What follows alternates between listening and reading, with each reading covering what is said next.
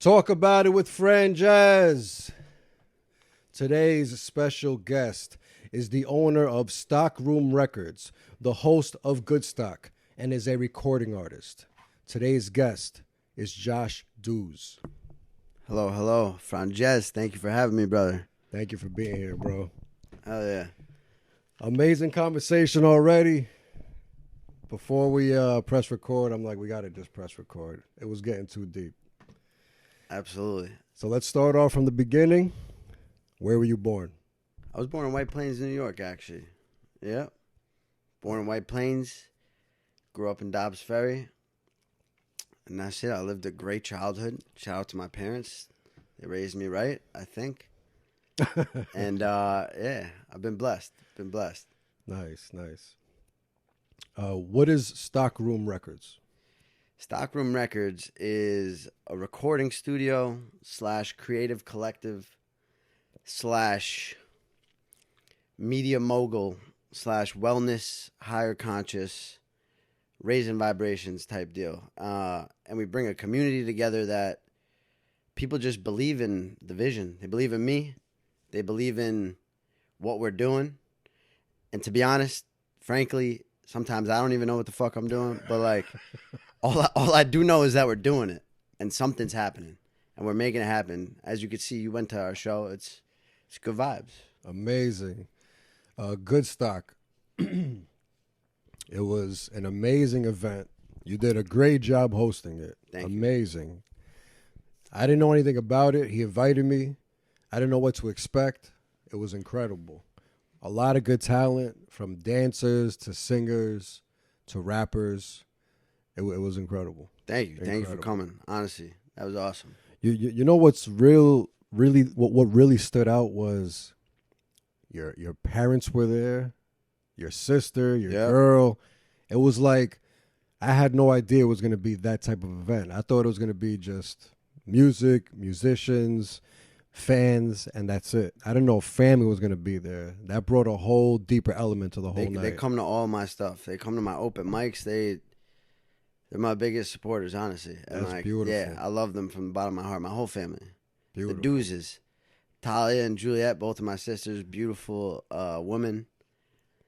We just had a beautiful family vacation in Miami. We just came back from. That's where I got the little tan from. And my man. Yeah, no, they're great. They own a dance studio, my parents actually, for 41 years now. Scarsdale, New York. It's called Central Park Dance. And yeah, I guess I grew up behind the scenes of that. Like, they're running a business. Like, now I know what it takes to run a business. I just started one myself. And that shit is not easy at all. Like, trying to manage all this stuff. It's tough managing a girlfriend on top of a business. It's tough managing anything while running a business. It takes over. As you probably know, trying to develop your brand too. Like, it's not easy. You got to go all in. So for my parents to start this business, run it, and let us three wild children like run around in the studio growing up, shout out to them. That's awesome. That is awesome. And it makes sense. That example, got you to where you are now. Mm-hmm. You have to rent your spot. This is your spot. This is your business. You have to run it. You have to have your clientele. Yeah. That's a good blueprint, and it makes sense. It's where you are now. So do you think that's where your love for music came from? Maybe. I mean, I think just arts and creation in general. With dance comes music, so I assume you were around the music every time you were in the studio. That makes sense. That makes sense for sure. I didn't necessarily get the dancing genes, but like, my man, I could break it down at a wedding or something. I could break it down if necessary. But yeah, I don't know. I grew up just freestyling. I loved like rap and hip hop, and I would always be like, if there was a party going on, I would always be in the room freestyling with people and like putting on a show. And I was probably shit back then, but like, I was just messing around. Like, it's just what happened to me naturally. And I wish I took it more seriously growing up, but I took the sports route all of high school, and I was supposed to wrestle in college. And then in college, I took the partying route. Nice. Yeah. So you did wrestling only in high school, or you did other sports? Yeah, only in high school. No, I did. I played soccer. I love all sports. I would call myself a jack of most trades, master of none. Not only in sports, but like in everything. Yeah. Nice. Yeah, man. Nice. What college you went to? URI, University of Rhode Island. What was your biggest takeaway from that college? Man, college is a scam. That's my biggest takeaway. No, I met some great friends out there. I'm not gonna lie. I wish I applied myself more. Like, I wasn't meant to sit in a classroom. Even from day one of being in college, I would call my mom up and be like, I'm not graduating from here. This is a joke. I skipped half the classes. I had never studied for a test in my life. Like, but I got away with it. C's get degrees. Yeah. Yeah. 100%. Yeah. So you mentioned you were into rap. What were your favorite artists coming up? My favorite artist in high school, I guess, Mac Miller is probably one of the most influential, inspiring artists to me personally. He's got me through some dark times, and yeah, I just relate to his music a lot. I don't know why. Mac Miller, I don't agree with Macklemore's political views per se, but like Macklemore, I like his music, which just shows politics, and it doesn't matter. I still like the music. So, yeah, some of that like deep, conscious, spoken word, real talk type stuff, you know? Yeah, I'm a big Mac Miller fan. Yeah, I love that guy. Yeah, likewise. Hell yeah. Likewise. Respect. All the way to the end, I was... Still listen to all of his stuff. Yeah. You know about how his last album, the person he was creating music with dropped that album for him? You know about that? Not necessarily, no. The Circles was the last album he dropped when he was alive. Am I wrong? No, I think you're right. Okay, let's see. Yeah. That had good news on it. Okay. Right? That had good news. All right, so Swimming was the last one he released while he was alive. 2 years later, Circles came out. Circles was, I guess, the music he didn't want to put out. The artist he was working with, that was like he was like, I think he was mainly into the instrument side of it. He put that album out, and he was like, this is the last stuff that he worked on. And honestly, that's one of my favorite albums of his. Me too. Because it's the stuff that he didn't even want to put out. It was just his personal stuff. And the whole album maybe has one or two curses in it. Wow. It's crazy. It's beautiful. Circles, you've heard of it. Yeah. It's beautiful. Drawing circles. Yeah. That album is incredible. Yeah, I love art. Mac Miller, it was devastating when he passed. Yeah, no, his music has gotten me through some times for sure. I connect with that for some reason. And shout out to his family. They kept his legacy. They keep his legacy alive by still releasing music that he hasn't released, and they do it in a strategic way that's like pretty magnificent, I might say. Yeah, definitely. That's beautiful. Yeah, man. What do you prefer most, writing, recording, or performing? That's a good question, because since starting this business of Stockroom Records, I have had to learn how to manage multiple hats while still going forward to achieve the same goal and the vision that I have up in this crazy mind, you know? And I don't sit down and I'm like, I'm going to write a song. I never do that. I don't think I've ever really done that. Maybe I'll wake up at like 6 in the morning out of bed or something, and I'll get hit with something, and I'll just start typing or writing down. I don't ever like prepare for it. It just, I wait till it hits me. I'm a conduit of some sort, you know? So when I get hit with something, I'll just take it from there. And like, then I'll start building the song off it. I'll write a verse, usually to no beat, usually to nothing. Then I start finding a beat on YouTube. Piper Beats, another shout out, phenomenal producer out there. I like all of his stuff usually, and I usually write to someone of that sort. And I haven't been liking making music to YouTube beats these past few months or so. I've been trying to make all in-house original stuff. So I get my team of musicians that we have in Stockroom. I show them the beat. I show them the verse that I have, and we just make a song. Like the other day, me and Ansa, who is the kid on the keys. I don't know if you remember him. Black kid on the keyboard. He was nasty with it. So he's very good. Yeah, he just came into the studio the other day. And I showed him that, and we just made a fucking banger from scratch. Like and we still got to build it. Actually, I'm going to the studio tonight right after this, and I got the whole band coming in, and we're gonna work on that song. And I'm gonna throw a little pizza party for them to watch some of the film of our last Good Stock show. That's amazing. But going back to what you said, I'm a writer at heart. I was a writing major for a little bit in college. I love to write. Sometimes I steer away from it, but I got to find it. You can't ever let it run away, you know? Yeah. I wrote a couple of screenplays and stuff in my life too, and I have a lot of stuff going on here. I just got to get out of my own way and get it to the world. And yeah, I guess music has been the best way for me to speak it out loud and kind of be aware and conscious of what's going on in here and just letting it out and releasing it to the world. And I don't care if my music is bad or good, to be honest. Like, nah, honestly, I do this shit for me. Like, thank you to everyone that comes out to the shows and watches it. But like, this is therapy for me. And yeah. Bro, your music is great. Thank you. Thank you. I promise you, it's great. I appreciate that. It feels authentic and it sounds good.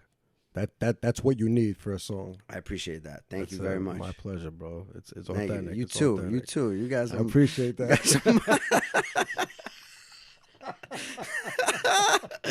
The people that watch the podcast don't know about my music. Hey, this guy's got some bars. Don't let him fool you. Don't let him fool you. He's got it. Nothing crazy. We got to get you in the studio ASAP. Let's do it. Yeah, 100%. Let's do it. So the name Stockroom, where'd that come from? That's actually another great question. You're on it. Actually, when I moved, so I lived in LA for like almost 3 years or so. That's a whole nother story within itself. But I moved back here about 2.5 years ago to New York. I'm from New York. Now I'm 4. I think it took me to leave New York to realize how fucking special New York is. And there's a bunch of weirdos out there in LA. So like, yeah, New York is it. New York's in my DNA, kind of. Anyway, I came back, and now I'm back in my parents' house, 27 years old, 26 or whatever. I think 27. I made some money off of AMC stock back in like the GameStop, AMC like meme. I went all in on that shit. I put my life savings into AMC. I'm not gonna say how much I made, but I made a little bit of money. Could have made more, but I was a little too greedy and held on for too long. Anyway, I had some money, and I was like, what the fuck do I do? Do I travel around the world? Do I get a car, a nice apartment? Like, do I invest in something? I didn't know what to do. And I always loved music. I've been making music for the better half of my 20s, going to studios and stuff. So first I started by buying some equipment. And then I actually went into the stock room of my parents' dance studio. They've owned it for 40 years or so, Center Park Dance. And yeah, I cleaned up the whole stock room. And I tried to open a recording studio in the stock room of my parents' dance studio. I don't think my dad understood that I was like serious about it. So he was just like, yeah, whatever. Go, do it, whatever you got to do. And then I started putting equipment in there. I was buying shit, and I put it in there. Mic, monitors, like some soundproof. And I started really building it, and I started taking it seriously. And I think I had like a couple sessions in there, and my dad was like, nah, you can't be doing that. There's people smoking and drinking. Like, this cannot happen. The landlord's not going to be happy about this. So I was like, all right, fuck it. I'm going to get my own spot. So I kept the name Stockroom Records because it was in the stockroom of my parents' dance studio. And yeah, I was looking on Facebook Marketplace, and this like realtor or whatever showed me the space. I went in, signed the lease the same day, spontaneously. And that was it. That's the birth. That's how Stockroom Records happened. That's an amazing origin, bro. I love that. I love how it makes sense, because sometimes it just sounds good together. People just make a name up, but the depth of that is beautiful. Literally birthed from your parents' business. Yeah, kind of. That's the most beautiful thing, you know? Yeah. It started next door to your parents' business. In the stockroom of it. That's it. That's amazing. The plan with that fell through, but the name, the dream, the vision, that all stuck. And that continues to stick. That's amazing. Yeah. What made me really want to ask that question, when you were talking about you don't want to use YouTube videos for the past few months, you said you want to in stock. Yeah. The way you said it, it just sounded like, oh yeah, we have it in stock. You said I didn't want to go on YouTube. I wanted to go in stock. That's right. We got it in stock. We don't need to go nowhere else. Yeah, we got it in stock. We don't need to go anywhere else. That's it. I want everything to be in house. That's what it is. In stock. Amazing. That's good stock. I love that. Good stock. Great segue. Let's talk about good stock, man. Yeah. How did that come about? Another funny story. While amongst living in LA during the pandemic times and stuff like that, so the world locked down and got all crazy. Anyway, we were hanging out and partying every night there in LA. That's another story, the LA Times. But where the name came from, my neighbor, Philip Watt, who's an actor and a very good trumpet player. He's been to Stockroom Records. He just would always be like, good stock, good stock, good stock. That's good stock, good stock. Unknowingly, 3 years later, here, I start a record label recording studio called Stockroom Records. What was he saying good stock about? Just like anytime someone would say something like good, or like there would be like a good moment, he'd be like, that's good stock, good stock, good stock, good stock. Oh, I like that. So he just, I don't know why, he'd just be like, that's good stock, good stock. And the way he said it, like, it was funny. He's a character and a half. And then he came down to Stockroom Records and he just kept saying it. And I don't know, just that stuck as well. And then like throwing the shows, I was like, Woodstock, good stock. So I threw the show, good stock 23, good stock 24. That's what I thought when I first saw the name. Yeah. And me knowing it's music performances, I automatically thought, oh, it's a play on Woodstock. And then it being Stockroom, I'm like, oh, that's awesome. Yeah. But now the depth of it makes it even works. better. It all works even, yeah. Oh, man. Like that's just good stock, you know? So then I'm trying to turn that into a clothing line, just a whole brand, kind of like the Barstool Sports, but not objectifying women and not degenerate sports gambling. Like around music. Yeah, mostly around music, art, higher conscious living, raising vibrations, trying to be the best self that you could be. Funny stuff, like, you know, just because we're raising vibrations and trying to be better doesn't mean we can't be funny and silly and shit, you know? So, just... Speaking of those high vibrations. Yeah, talk to me. Talk about it. I heard one of your lyrics, you mentioned mushrooms. Yeah. It was, you know, a lot of music I feel like is love music. It was one of the love songs. I forgot the title, but you mentioned mushrooms. Let's talk about your experiences. Yeah. I'm an advocate for psychedelics. I sure am. I went through a phase where, I was dabbling with mushrooms a little bit, and I would kind of microdose them periodically throughout the week, 8 days out of the week or so. Every now and then, I never like to like melt my face, you know? Yeah. I never like to like melt my face, you know? I just like to like kind of get in that realm. So yeah, I've had a great experience with shrooms. They kind of open me up, make me a little more loving, a little more open, a little not as uptight. Thank you, sir. And just, I think they're a great tool. Not necessarily the answer by any means, but I think they're a great tool to open up different portals in your mind to that you wouldn't have accessed prior to taking a little bit of psilocybin mushrooms.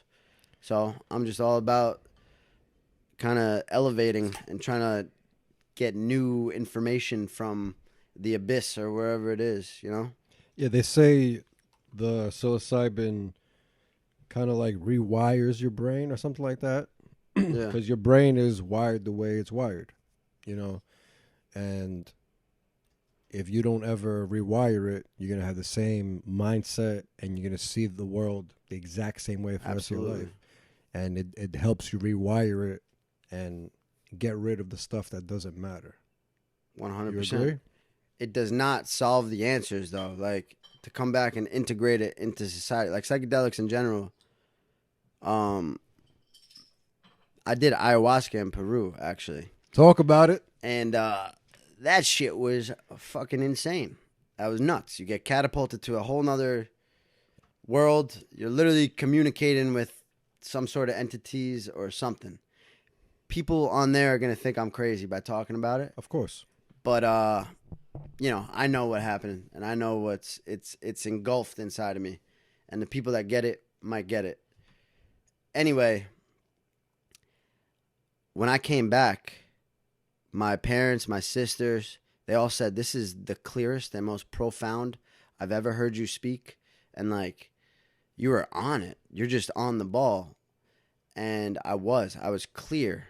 But then I came back to society and trying to, like, integrate all that you've learned back into society is the hardest part. Like, I think society wants us to operate at a low vibration.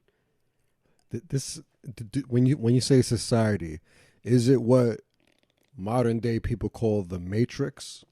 Perhaps. You know what I mean? The everyday hustle and bustle. Yeah, it's from everything. Whether it's on the TV and advertisement getting showed to us, you're on Instagram, what you're seeing from these influencers, sports games, like whatever it is, they're advertising sports betting websites like out the fucking ass now. Like they're trying to keep everyone, and they're trying to keep everyone like operating down here.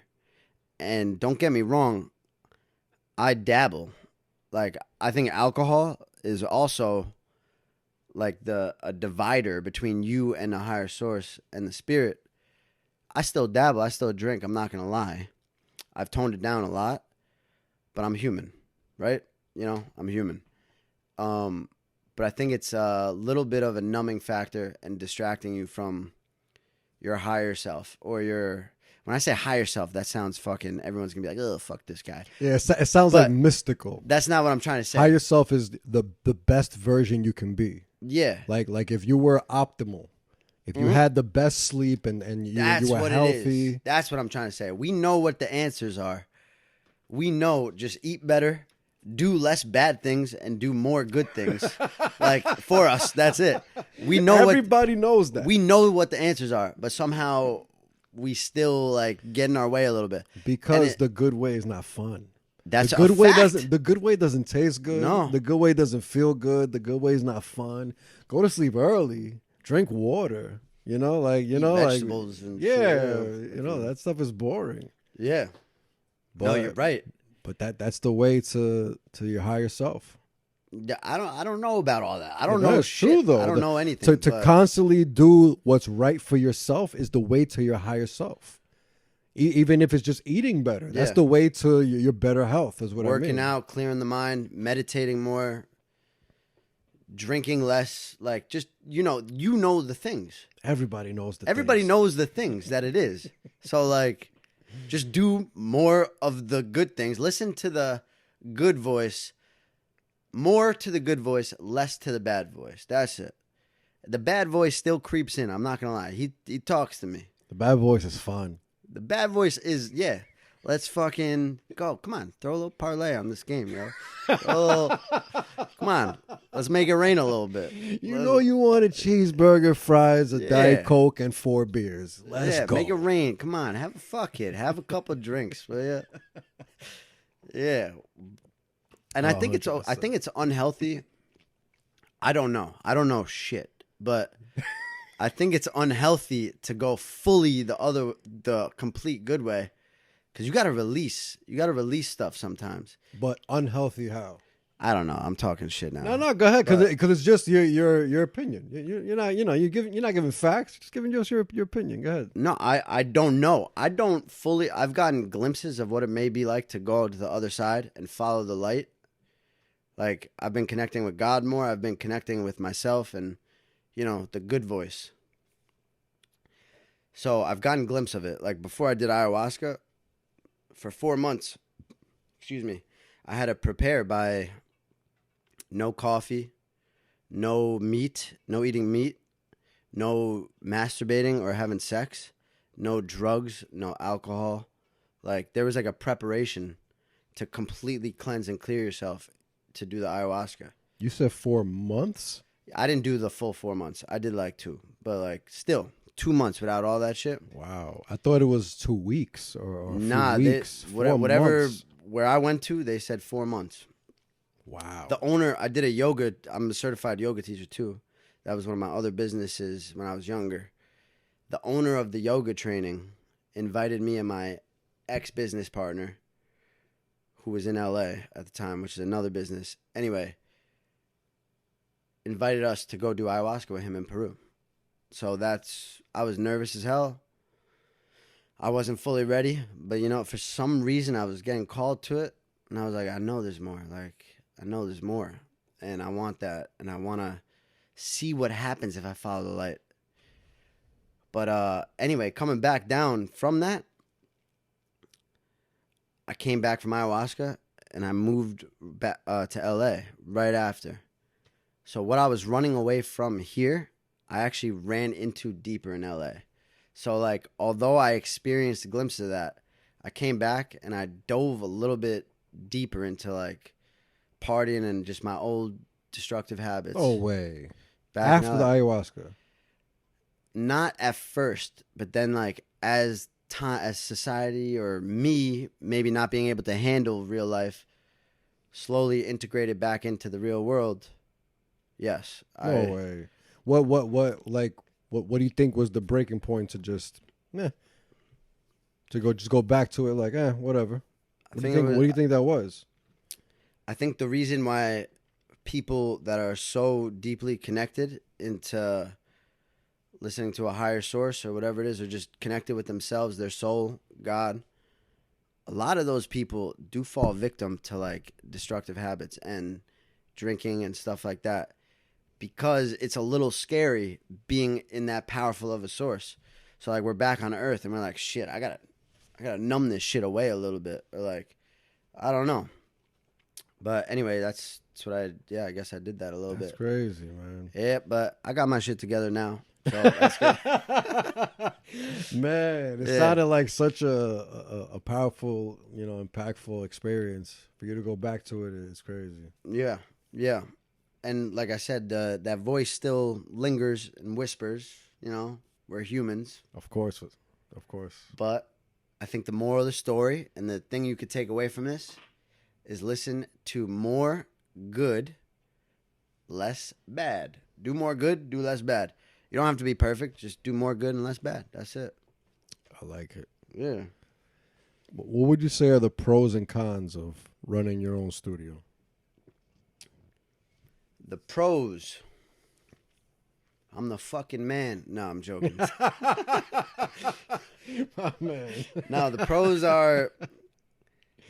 are like, I'm actually doing something that I created myself from scratch. It's beautiful. I would walk into the studio before it was built or anything. Blank walls, blank room. Just one day after another, be like, what do?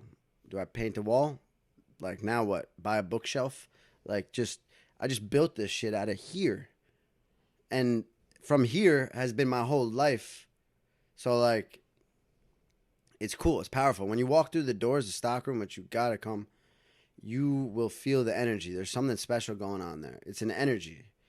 And the pros of having it is that I created this. I'm providing a space for other people to kind of drop their guard a little bit, feel comfortable. The main thing I push is like no judgment. Let your best. You can get your best shit by accessing just like a non-judgment point of being, like no nervousness, just relax, make some music, create, let it out on the microphone, drink some tea. I have everyone drinking tea when they come in the Stockroom. But I guess the pros of it are like seeing people like find themselves almost and like make their best art, create their best art, and just like find confidence. And it's a lot of responsibility on me because in order for Stockroom to succeed, I have now accepted that I'm the leader and I have to be the best me that I could be because it's bigger than just me right now. At first, I opened it up just to be like, I got to get out of my parents' place. I got to, I just want a spot that I could maybe live in and own a business at. So that was kind of it at first, but don't tell the landlord that. Anyway. Nice. Yeah. But then it turned bigger than me. Then people really started believing in me and believing in the vision. And shit, now it's not just for me. It's for all of them. It's for the people that didn't know they had it or knew they had it in them, but never had a place or a community to express themselves and let it out. So, yeah, that's a pro to see that. The con is that a lot of responsibility is on me, and yeah. But like what? Like to pay the nothing, bills? Yeah, that, and if nothing happens, if no one's doing anything, nothing's happening. Like I have people that work for me and interns and stuff, and I gotta give them work and stuff to do, and like. If I'm waking up tired and out of it, like, that's why I cut my drinking down a lot. Because, like, if I'm waking up, I can't be running this business and saying to do all the things I got to do while being hungover and shit, But anyways. And the late nights, too. The late nights I've steered away from a little bit. The other cons are if you have a significant other, it almost feels like you're cheating on them with your business. Because, like, dude, I'm sorry. I love you. But, like, that's Stockroom Records, good stock, my vision. That's what I got to do it. I feel it, and it's got to happen. And people are relying on me. It's bigger than just me. But the other con of it, from a more selfish point, when I'm in business, like, marketing promo mode, but I kind of I go a little further away from artist mode. And like, I don't know. Yeah, artist mode, I guess. It's hard to balance all the hats. When you first start a business, just you two, like, it's really tough to balance all the hats. So that's a con. I've been trying to figure out the balance of that. How long you been doing it? Stockroom Records has been open for a little over 2 years. You're balancing it good then. Yep. 2 years is strong. Yeah, and like the last 4 or 5 months have been the first 4 or 5 months where it's completely in the green, able to pay all the bills. I used to like work another side job to like make ends meet and like keep the doors open of this business. I'd be busting my ass just to keep the doors open. But like the past 4 or 5 months, it's able to survive and not necessarily thrive financially. We're thriving creatively and like, life wise, but yeah, it's been able to survive for the past 4 months. So awesome. Cool. You ever had any celebrities stop by the studio? Not necessarily. Right. Jadakiss came to our one of our shows. No way. Yeah. Wow. Good Stock 23 back in May. I had it at a different venue in White Plains. He was at the show for like 45 minutes to an hour. Wow. I talked to him a little bit. So he was there. What do you think about Jadakiss? Great guy. No, I mean his artistry. Oh, he's got New York 914 blood inside. That's in his DNA. He's an inspiration to 914. And like people like you, people like me, like other people trying to put 914 on the map. Like, you know, Jadakiss is one of the GOATs. He's one of the GOATs out there. He definitely is. Yeah. You like Jadakiss? I think he's top 5, one of the best ever. Rappers. Really? 100%. Shit. Cool guy, too. There's no, you can't point out one weak verse from him. You're right. He's strong. He's got that gravel in his voice, dude. And he just has the passion to make everything he puts out quality. That's the main thing. 100%. Yeah, he never does it for like a check or, you know, he's just himself and he kills it every verse. He's outside. Like he's outside. He was just randomly at our fucking show. Who are we? You know? That's beautiful. Yeah. My man. No one else really too famous. Like I'm sure there's been like some C-listers. Robert Taylor Jr. He's pretty big in the Broadway dance industry. Was that the guy that did the Michael Yeah, Jackson? Whew. Yeah, he's the real deal. What a performance. Mm-hmm. My man. He worked alongside Michael Jackson too. Yeah. Wow. My man. And Rihanna. Yeah. Damn. Dude has been everywhere. If there's a gig, he's there.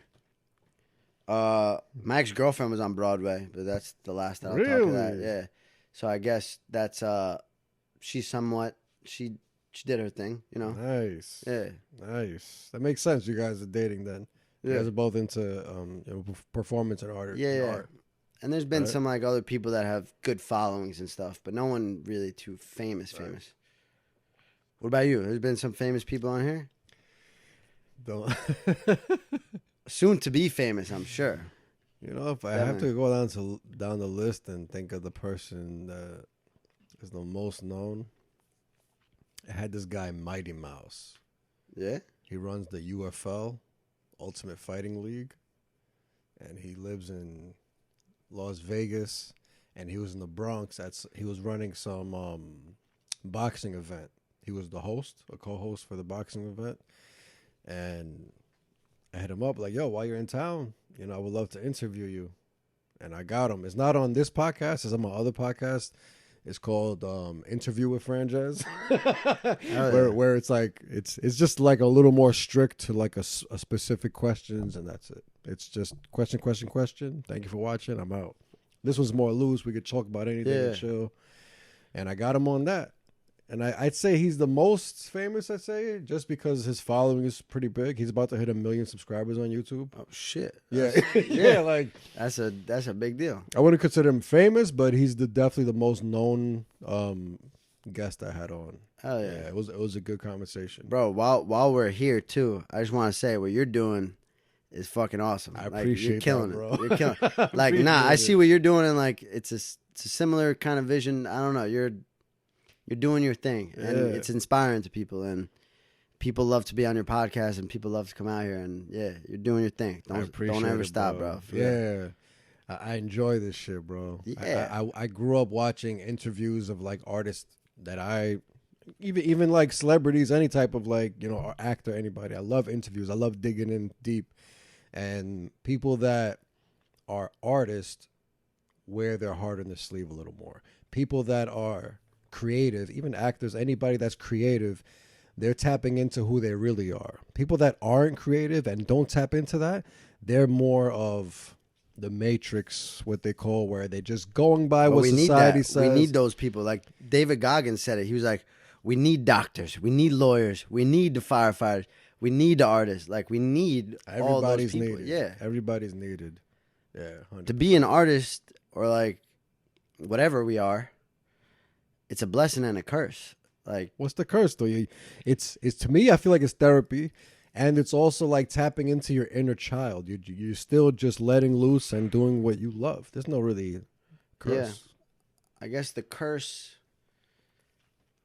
It's all love and positivity. Yeah, there's no curse. There you That's go. There you go. That's just love, baby. Ain't no It's curse. all That love, shit. man. We're doing what we do and we That's love it. it. And We that's love it. it. We Like love it. we can't help ourselves.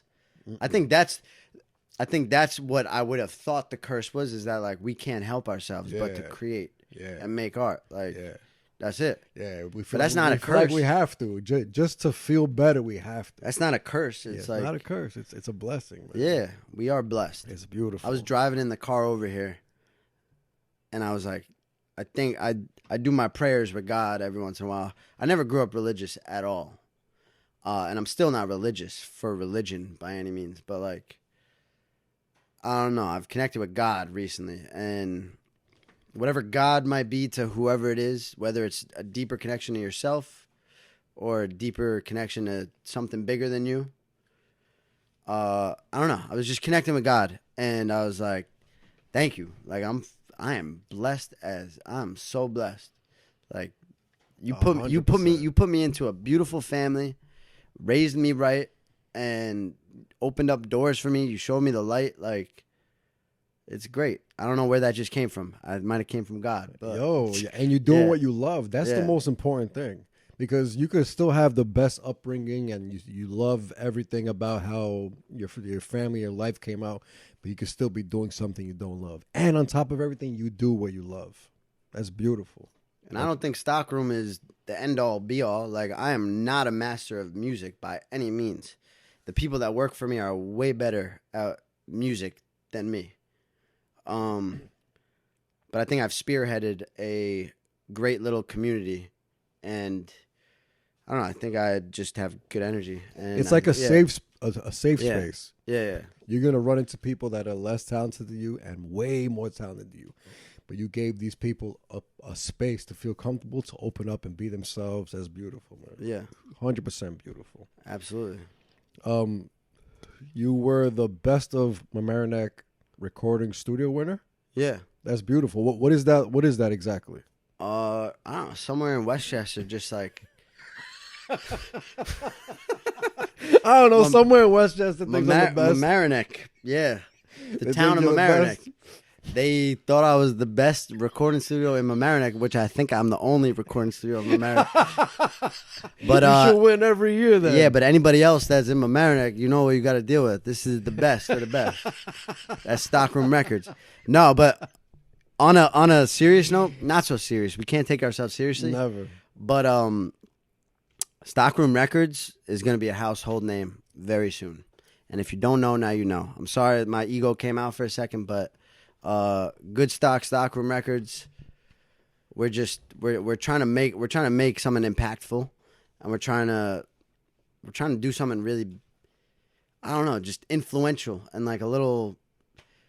We're not abiding by any rules of the music industry or anything. We're literally just having fun and doing what we do, and hopefully, everything else will follow after that. But we're just doing what we do, and that's it. Beautiful.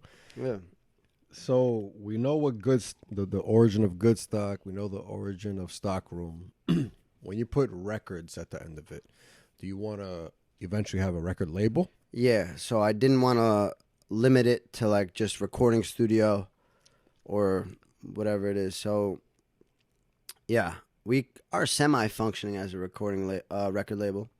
Me being the first artist that signed under Stockroom. And I have a couple, like probably 3 or 4 other artists that they sign up for it's called like a personalized artist growth bundle, where we kind of put together like a customized package for them to grow as an artist. We help them distribute, we help them market their music, make content, whatever it is. We help make the music. We're in there grinding with them. That's like our day job. That's what we do. So we are functioning as a record label. We actually just got a publishing deal for sync licensing. Shout out to Jeff Aber with Tompkins Farm Music. I hope I said that right. I don't think I said that right. But Jeff Aber's a guy. Dude, he just walked by the studio. He lives in Mamaroneck. Took one of my business cards. Called me one day. We were playing phone tag for a little bit. I was being pretty. Then, like, I heard what we finally got connected. Came in. Then I was being very persistent and like kept getting him. I was just like, yo, when are we doing this? Like in a not annoying way, but I was semi-persistent. And you gotta be 100%. You gotta get what you want by that way. Anyway, you gotta hover between the line of like being persistent and knowing when you hit annoying. Yeah. And like right below annoying. Right below annoying. Yeah. Exactly. But long story short, we just fucking came to a deal, and we came to an agreement. So nice. He's gonna publish our music for like movies, TV commercials, ads, shows, advertisement, whatever it is, and hopefully we'll both make each other some money off of that. That'll bring Stockroom some revenue and keep us working. That's amazing. That's very amazing. Networking is everything. Yep. You mentioned God a couple times. Yeah. So you're not religious. So what is God to you? God is, I don't know. You can't define God. You can't put like really, what is God? He's not a person. It's not a thing, but it's something when you close your eyes and just breathe and try to connect. Like I have these crystals kind of on my room that I like put my hands on and I feel the chi. So whether God is from deep within me, like somewhere in here, how I know I'm connected with God is when I like do this and I could feel the chi moving like in my hands. It's like a ball of energy. It's like a feeling. But anyway, I steer away from God sometimes. Don't we all, right? Sometimes. Anyway, I don't really know how to define him, but I know that I'm trying to connect with it or whatever it is more. And whether it's God, a being, or it's me, deeper within myself, I'm just trying to connect with that more. Because I know when I connect with that more, things are just like, shit, all right, it's all right. Like, everything is just all right. Breathe. Relax your shoulders. Feel me? I like it. Who's the first person you think of when you think of success? My dad. Absolutely. My dad, 100%. My dad came from Israel to here and my mom too. But like my dad came from Israel to America after living with not even a roof over his head in Israel. Like 9 siblings, used to have to go to markets and like steal food to feed his family. Like really, that dude seen it all. Was in the army, was in everything. And then he came here to America with like not a penny to his name. Literally with nothing. And he maneuvered his way around, worked his way up, came to New York City. He was actually the promoter of Studio 54. Do you know Studio 54? Hell yeah. Yeah, he was like the promoter, the guy of Studio 54. Wow. And yeah, Mario Lestrada, that's my dog. I love you. He killed it. He's amazing. He's the man. He was the promoter of Studio 54, pictures with celebrities every night, was around a crazy scene. Every night of his life, promoting parties. They call it before Maria and after Maria. Maria is my mom's name. My dad's name's Mario. So then he met my mom, fell in love with my mom in New York City.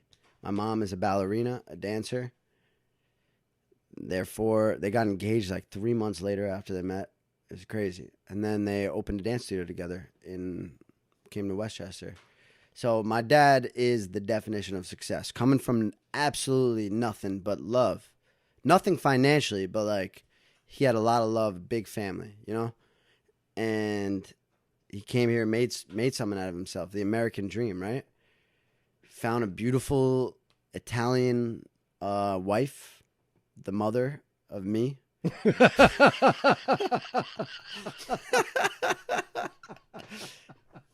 Who is another goddess, by the way. She's a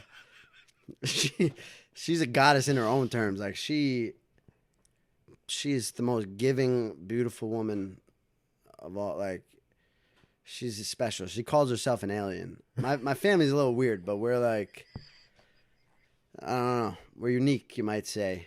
And yeah, they raised 3 good-looking kids, I must say. And yeah, I'm blessed. I'm so blessed, honestly. And my parents are the definition of success. They're my role models and my best friends. Honestly, I would rather hang out with them than like going out to a bar or something, like, or hanging out with friends sometimes. I do, like, you know, I'll hang out with whoever, but like my parents are my choice. Like my sisters too, they're my choice. I choose to hang out with them. Yeah. That's beautiful, man. I'm very happy for you. That's really, really beautiful. Yeah, it's special. Family is everything. Everybody else is temporary, but you always have those core That's people. our tribe, man. That's our tribe. That's our tribe, and that's, I think, shaped the way that I am and I will be. Amazing. Like, I moved to LA. I was out there for 2.5, almost 3 years, and I was, call me a mama's boy, but like I moved back because I miss my mom and my family. Like, I missed my family. You know, why am I leaving my people? This is my people. This is my tribe. I got to be here with them. Yeah. So that's what I think of when I think of success. That's beautiful. I love it. Yeah. Your family sounds beautiful. Hell yeah. Amazing. Thank you. As a kid, what did you want to be when you grew up? Man, I was always like playing with wrestling figures and cars, and I would throw a ball up to myself and catch it. I don't know. I was into sports when I was younger, big time. I have no idea what I wanted to be. I still don't know what I want to be. I'm 29 years old. I don't know what I want to be. I think we're changing every day. Like, there's no answer to what you want to be. Just let it flow. Do something that you like and that you don't hate. Something that makes you some money, and you know you can make money off of the thing that you're doing that's not making you miserable. So I don't really, the music recording studio, that's not, this Stockroom Records, this is not like, this is what I'm doing now. And it's something that's stuck. I've had a couple other businesses in the past. I think I've had commitment issues, relationships with businesses, whatever it is. But Stockroom Records is here to stay. But that's not the end of it. I want to make movies. I want to make a whole wellness center, House of Vitality, I'm going to call it, community, like cafe, like, but I want them all to funnel into each other. I want to have like a wellness and health oasis on the beach of Santa Teresa, Costa Rica. I lived there for 6 months. It was really? Yeah. How'd that happen? Well, I studied abroad there. Studied a couple broads. No, Ah! I'll probably cut that shit. Anyway, yeah, no, I studied abroad there. I was studying in college, and I was traveling all around there, and then I loved it so much, man. I lived with a host family. I was learning Spanish. Something about the Latinas kept bringing me in, even though they're trouble. They are trouble. And then I, fast forward, I actually ended up doing a yoga training there. So I got my yoga certification there after like my first heartbreak that I went through. And that kind of set me off the rails. You know, it turned, I don't think you're a man until you get your heart broken. Honestly. I think getting your heart broken will tear you to pieces and fucking put you at the root level, put you at the floor, but like you gotta go through the darkness to get to the light. Well, heartbreak is a rite of passage. I don't recommend it by any means, but it happens. Yeah, and yeah, I think it's good for you. As hard as it, I think it's just like a lesson in life, whether it's heartbreak romantically or heartbreak and something else. You got crushed by not getting your dream job or whatever it is. I don't know. Yeah. So I think it's necessary to go through those losses and those failures to kind of rise above, go through the darkness. that's the only way to see the light is to go through the darkness. Feel me? I like it. You don't appreciate the light without darkness. Mm-hmm. Absolutely. 100%. What are 3 things you need to be happy? 3 things that make you happy? That you need to be happy. My connection with me or God, whatever it is, my connection, my deep connection with myself. That's 1. 2, nothing on this earth is going to stay with us, but my family, that's like, shit, I'd be devastated if something happened, you know? Like, losing our dog even, that was like that shit was heartbreaking. That was one of the saddest shit in my life, was just losing my dog. And anyway, so that's number 2, family. And number 3, just some damn peace. Just some peace of mind. Silence. I kind of like the silence. Quietness and I want my shoulders to be relaxed. How are your shoulders? Right now they seem a little up, but Yeah. But I do notice sometimes, like when I'm a little tense, I have to consciously tell myself, okay, relax your muscles. Yeah. 100%. Because automatically you're like, you automatically put your shoulders up to do anything. Dude, it's hard to relax your when shoulders. you're relaxing, you need to literally consciously relax your muscles. Yeah. Consciously, or else you're not going to be relaxed. Yeah, I just want my shoulders to be relaxed. I want to be limber and loose and like just happy with the financial freedom to not stress about money and things, I like it. Like getting hella wealthy and rich is not my goal. I would just like to not have stress about money. That's the goal. But that's not the main goal. Main goal is to relax your shoulders. I like it. I like it. What's the most exciting thing you ever did? Most exciting thing I ever did? Every day I wake up, I try to find something exciting to do. Like, I think when you're nervous and you got butterflies, that's life. When you're nervous and like something's getting you going a little bit, that's being alive. Like, I'm not going to lie. I'm just coming on a podcast, talk to you. There's a little nervousness coming in. Of course. First time ever doing it. Do you feel nervous at all when you talk? Like before meeting someone, going to do a podcast? When it's a new person, absolutely. Yeah. Like, I only met you at, it was like a party scene when we met. Yeah. Music is loud. Everybody's walking around, Yeah. bumping us. It's just chaos. So we didn't really meet. So today was more like, you know what? It's just going to be me and you in a room. So, yeah, there's a level of nervousness, 100%. Yeah. I think that's good. I think that's like means you're doing something that's like 100% getting you out of your comfort zone a little bit, something that's making you feel alive, I guess. So that's what it is, getting out of your comfort zone. Yeah. Your comfort zone, you'll never grow. There's many corny quotes about that, but it's 100% true. Absolutely. Those cliche quotes are so true, but people look them over because they're boring. Whatever. Comfortability is not good. No, get out of that shit. Change it up. You get a ham, egg, and cheese every day. Switch it up. Get a bacon, egg, and cheese, will you? Switch the ham for bacon. Switch that shit up. Seriously. Dude, switch it up. Switch Amazing. it up. Change it up. I like it. As you get older, what has become more important and less important? More important, I'm going to keep coming back to this. Peace. Peace. I don't want no headaches. I don't want someone nagging me and like trying to change me. I am me, and that's it. I'm sorry. This is the way that I am. So more and more, it's the simple things like just peace, just peace, quietness, and peace, and being surrounded by people that I love. That's what I want more of. And what was your question? As you get older, what has become more important and less important? Yeah. So peace is more important. Less important is like, trying to fit in and like go out and be part of the game, the world. I don't know. Oh, it's the NFL playoffs. Are we going to fucking, less of that. Less of that shit. Oh my God, my fantasy football team. Less of that shit.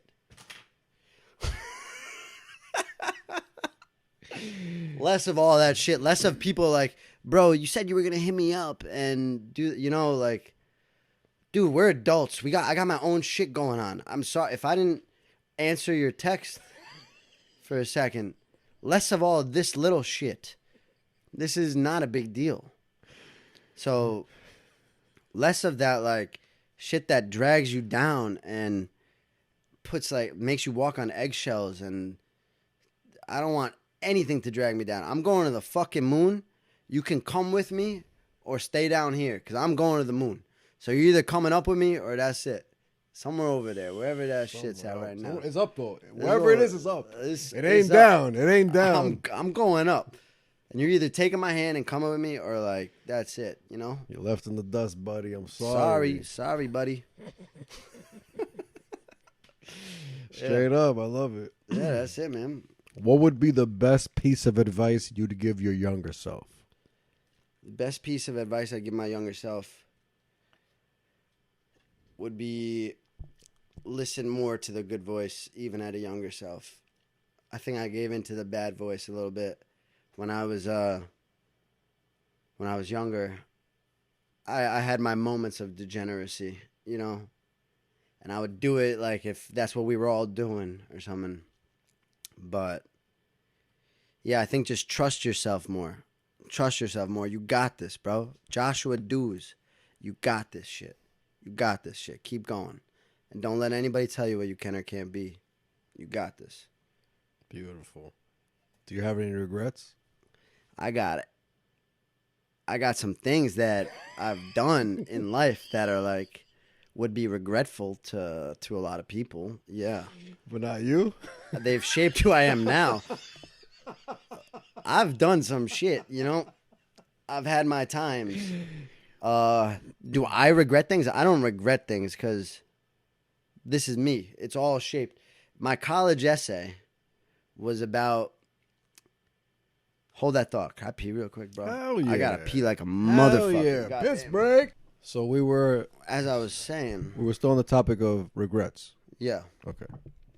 So I was saying my college essay was about... I called it like the smoothie of life, It all gets put in every little encounter, such as you waiting online and like talking to the person in front of you, making them laugh for a second. Or like whatever it is. Like, oh, it's a nice shirt. Like, I like your earrings. Whatever it is. Every experience that you've been through, every tiny little thing gets thrown into the blender of life, and it just smoothies it up, and then it comes out, and the juice that gets poured out is like, that's you. That's never changing. But like, that's how I look at life. So yeah, I have some things that I would not do today that I've done in the past. But all those things have shaped who I am now. That's the juice that's getting poured out. That was put in the blender for a reason, whatever it was. Maybe not for a reason. Maybe just that's what happened in life. 100%. I get that. 100%. What are your overall life goals? It could be with just you personally, with Good Stock, with Stockroom, but more personally. You know where I see myself in a few years? Right now, I live my life in month spurts. I set my goals for a month. I have a big monthly calendar on my room that like I write on. So I don't look too far in the future but I do know deep down in here what my vision is. Anyways, I see myself living in a nice building or a house, not too much of an apartment guy, but it could be a nice luxury apartment in Stamford, Connecticut. All right? My business, Stockroom Records, is in Mamaroneck. There's 3 other tenants that like are near me, next to me in the same building from the landlord. I'm taking all of you over.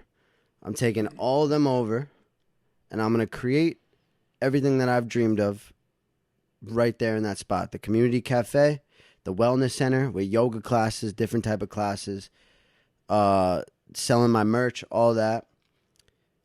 And the recording studio and the music media offices and studios.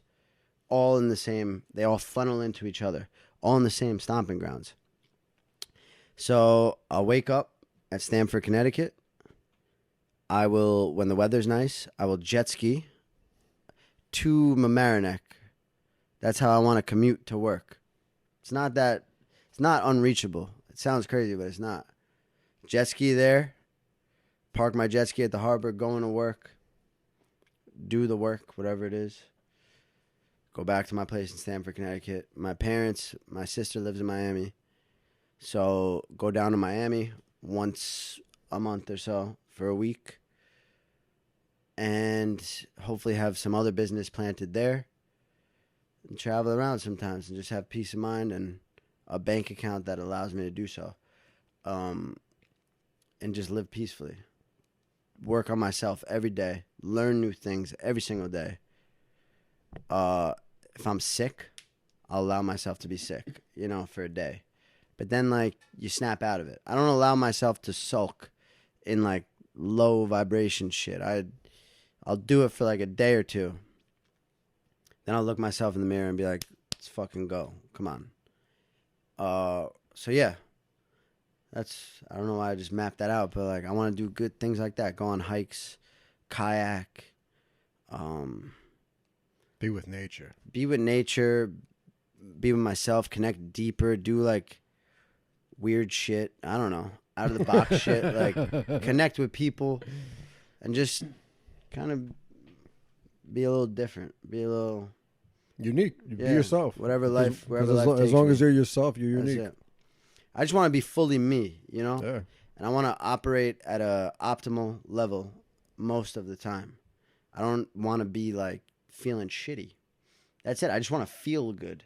So whatever I could do to feel good, the business, the material success, all of that, that's all, that's not the main goals of all that. So that's my life goals, is to feel good, be at peace, still be talking to my family. Hopefully my parents live to at least 100 years old, maybe more. My dad is a healthy man. They're both very healthy. Yeah. God bless. God bless. We're nearing the end of the podcast. This is where you can let the people know where they can find you, what do you have coming up, and if you have any advice you'd like to drop the viewers. Yeah. My name is Josh Dooz. Josh, Dooz. You look that up anywhere. That's where you'll find me. My business that I own is called Stockroom Records. The Instagram is Stockroom Records 914. Home of the good stock movement. That's where you can find me. The advice I give you, take a deep breath and relax your fucking shoulders, will you? That's it. And thank you to Franjez. We talked about it. That we definitely did. That's my guy. That was a fun time. Thank you for having me. Shit, I see us maybe connecting in the future on a bunch of shit, whatever it is. I just want to keep making art. Keep creating. That's it. To everybody out there, keep creating. Don't let anybody tell you what you can or can't do. You trust yourself. You know what's good deep down in here. Listen to the good voice. Shoo that bad voice away like a fucking fly. Shoo that shit away. Listen to your good voice and keep doing what you're doing. Keep going. You can do it. I trust you. I believe in you. We all know right from wrong. That's a Do fact. more right than wrong. Mm-hmm. Dooz. The Dooz family, you're beautiful. Josh Dooz, thank you very much for being the guest on my show. Thank you, everybody, for watching. Please give it a thumbs up. Please give it a comment. Please subscribe. We're on Spotify. We're on Apple Podcast. Peace and love. This guy's the GOAT. This guy is the GOAT. Franjez. Talk about it. To life.